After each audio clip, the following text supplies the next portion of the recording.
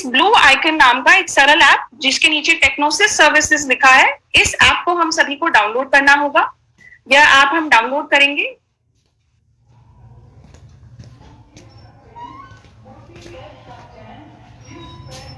और फिर इसे ओपन करेंगे। कुछ इस तरीके का लॉगिन स्क्रीन रहेगा। सभी को अपने स्कूल का एक आईडी एवं पासवर्ड प्रदान किया जाएगा। यह आईडी एवं पासवर्ड सभी टीचर्स, एक स्कूल के सभी टीचर्स इसी आईडी पासवर्ड के थ्रू सरल ऐप में लॉगिन कर पाएंगे। उसके बाद नीचे रिमेंबर मी का जो आइकन है उसे क्लिक करना होगा। तो अपना स्कूल का आईडी और पासवर्ड डालें और रिमेंबर मी करके लॉगिन करें। उसके बाद आप गेट स्टार्टेड बटन पे क्लिक करेंगे और आगे बढ़ेंगे। यहाँ पर आप देख पा रहे हैं कि कक्षा चूज करने का ऑप्शन है। तो जिस कक्षा की शीट आपने, जिस कक्षा का, मान लीजिए कक्षा 2 का आकलन आपने कर लिया है, सभी बच्चों की शीट ओएमआर शीट भर ली गई है, अब आपको उनका स्कैनिंग करना है। तो हम यहाँ पे उस कक्षा का को चूज करेंगे। तो आप देख पाएंगे कि कक्षा 2 सेक्शन सभी बच्चों का अक्रॉस प्रदेश ए ही रहेगा, वो अपने आप फिल्ड होगा। इस स्टेप के अंदर जो सब्जेक्ट है, इसके अंदर आपको जो भी प्रश्न का सेट था और आगे आकलन की तिथि लिखी होगी, उस सेट को चूज करना है और सबमिट बटन पे क्लिक करना है।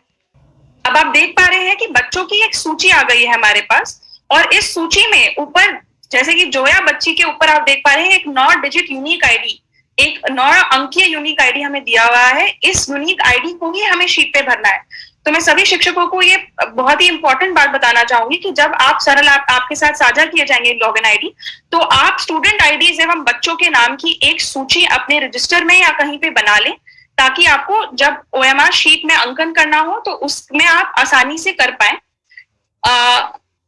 तो ये बहुत इंपॉर्टेंट पॉइंट है, इसको कृपया सभी नोट करें। इसके बाद आप देख पा रहे हैं कि मार्क एज एब्सेंट करने का ऑप्शन है। तो जो छात्र आकलन वाले दिन उस दिन प्रेजेंट नहीं है कक्षा में, उनको आप यहाँ पे एब्सेंट मार्क कर सकते हैं। आपके विद्यालय के हर बच्चे का यहाँ पे नाम आएगा, उनका यूनिक आईडी आएगा। तो जो बच्चे उस दिन प्रेजेंट ना हो, उनको आप धीरे धीरे स्क्रॉल करके मार्क एज एब्सेंट पे क्लिक करें।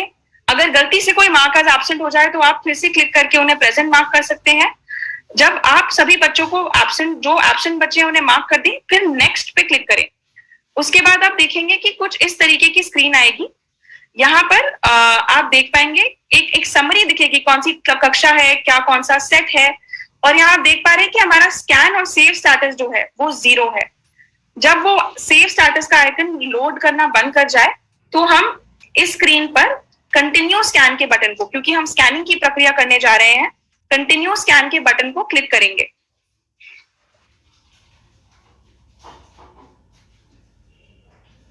इस बटन को क्लिक करने के बाद यहाँ आप देख पा रहे हैं डैशबोर्ड का ऑप्शन है, बैक का ऑप्शन है। यदि कोई गलती हो तो आप बैक भी जा सकते हैं। उसके बाद नीचे, सबसे नीचे स्क्रीन में एक बड़ा सा मोटा सा स्कैन का लाल रंग का बटन आप देख पा रहे होंगे।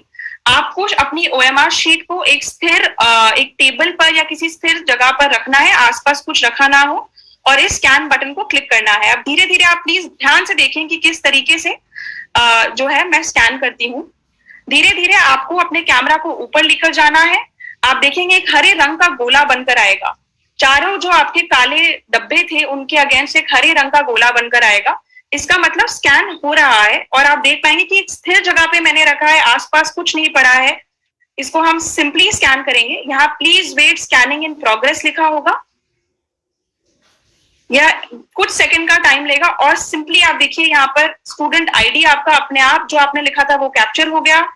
बच्चे ने जो भी फिल किया था वो भी किस प्रश्न के अगेंस्ट, क्या आपने, यदि आपने काला गोला मार्क किया होगा तो 1 लिखा आएगा, यदि खाली छोड़ा होगा तो 0 आएगा। कोई त्रुटि हो तो आप उसे एडिट कर सकते हैं, और उस एडिट करने के बाद उसे चेंज कर सकते हैं, स्टूडेंट आईडी में भी और मार्क्स के अंदर भी। दोनों चीजों को आप एडिट कर पाएंगे। क्योंकि हमने एक शीट पर, जैसे कि आपने देखा, 8 बच्चों के स्कैनिंग की जगह थी, 8 बच्चों के लिखने की जगह थी, तो 8 बच्चों का कक्षा 1 से 3 में एक बार में स्कैन हो जाएगा। आप हर बच्चे के आंसर को रिव्यू करें, देखें कि सब कुछ ठीक है, नेक्स्ट बटन को दबाएं, स्टूडेंट आईडी चेक करें। अगर स्टूडेंट आईडी में कोई त्रुटि है तो उसे ठीक करें, सारे प्रश्नों को चेक करें, और नेक्स्ट दबाकर आगे बढ़ें। जब आप आखिरी बच्चे पर आ जाएंगे तो नीचे आपके पास सबमिट का ऑप्शन आएगा। तो अब आप सबमिट बटन पे क्लिक करके आप स्कैन को यहाँ पे एंटर कर सकते हैं। तो आप देख पाएंगे स्क्रीन पे कि स्कैन स्टेटस के आगे 8 लिखा आ रहा है, जब इसका मतलब है कि 8 बच्चों की स्कैनिंग आपने कर ली है, क्योंकि एक शीट पे 8 बच्चों के आंसर फिल करने की जगह है, तो 8 बच्चों की स्कैनिंग कर ली गई है। इसके बाद स्कैनिंग का तो हमने प्रोसेस पूरा कर लिया, पर इस डेटा को सेव भी करना है।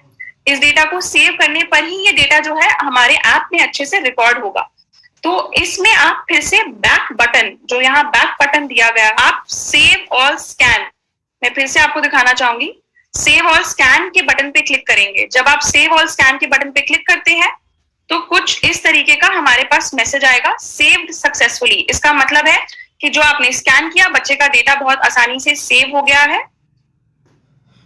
और सेव करने के बाद आप देख पाएंगे कि आपका सेव का स्टेटस 8 आ रहा है। इसका मतलब है कि 8 बच्चों की स्कैनिंग आपने ना स्कैनिंग कर ली, पर डेटा भी सेव हो गया। इसके बाद आप कंटिन्यू स्कैन पे जाकर भी देख सकते हैं कि किस तरीके से सेव स्टेटस में 8 का नंबर आ रहा है। इसका मतलब है सभी बच्चों का जो है डेटा सेव हो गया है।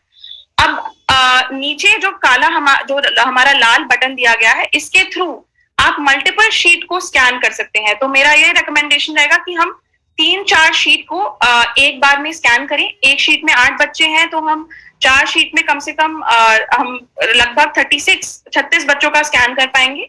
और उसके बाद हम बैक जाकर सेव करते रहें। ऐसा ना करें कि हम बहुत सारे स्कैन कर रहे हैं और सेव नहीं कर रहे हैं डेटा, तो उसमें ये हो सकता है कि हमारा डेटा प्रॉपर्ली सेव ना हो पाए।